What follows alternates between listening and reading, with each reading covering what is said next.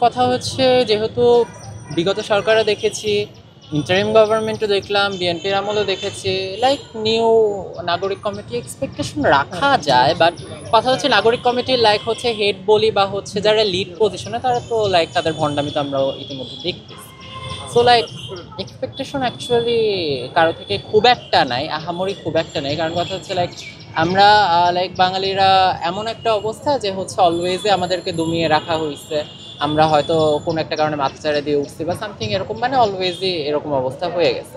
তো আমি বলেছিলাম লাইক আমার একটা ইন্টারভিউতে যে হচ্ছে আমরা সবাই স্বৈরাচার। সো ইটস লাইক হচ্ছে ক্ষমতার পালাবদল। সো আওয়ামী লীগ লাইক 15 বছর থেকে 16 বছর ছিল, তারা হচ্ছে আস্তে আস্তে স্বৈরাচার হয়ে উঠছে। অ্যান্ড এই সরকার লাইক প্রথম দিকেই এরকম স্বৈরাচার। তো লাইক এই সরকার পরবর্তীতে গেলে তো আরও বেশি স্বৈরাচার হবে। তো প্রত্যেকটা দলে অ্যাকচুয়ালি হচ্ছে স্বৈরাচার হবে।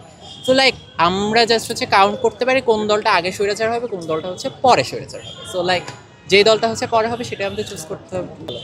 তারা বিতর্কিত হয়ে গেছে, ওই যে দ্য পয়েন্ট ইজ তারা বিতর্কিত হয়ে গেছে। কারণ তারা বিতর্কিত তো এমনি এমনি হয়নি, তারা হচ্ছে লাইক বলছিল বৈষম্য বিরোধী হ্যান ত্যান। তারপরে দেখলাম লাইক সংখ্যালঘুদের উপরে তার নির্যাতন করা স্টার্ট করলো, দেশে হচ্ছে অরাজকতা বেড়ে গেল। সো লাইক ওই যে বললাম একদম লোয়ার লেভেলের এক্সপেকটেশন। জনগণও চাচ্ছে না অ্যাকচুয়ালি। তারা চাচ্ছে হচ্ছে লাইক বিগত যেগুলো ছিল সেগুলোর মধ্যে থেকে কিছু একটা হয়, আওয়ামী লীগ নয়তো বিএনপি নয়তো হয়তো জামাত হতে পারে। কিন্তু নাগরিক কমিটির আমি খুব একটা সাপোর্টার আমি দেখতেছি না। বাট তবুও যদি কোনো মতে এসে যায় লাইক কিছু একটা, বাট আমি যেটা চাচ্ছি লাইক হচ্ছে একটা ফিক্সড সরকার আসুক। কারণ কথা হচ্ছে ফিক্সড সরকার যদি না আসে, ইন্টারিম গভর্নমেন্ট বি লাইক হচ্ছে লাইক তোমরা আমাদের চুজ করছো, আমরা করতে পারলে করলাম, না করতে পারলে না করলাম, এটা নিয়ে আমাদের খুব একটা মাথা ব্যথা নাই।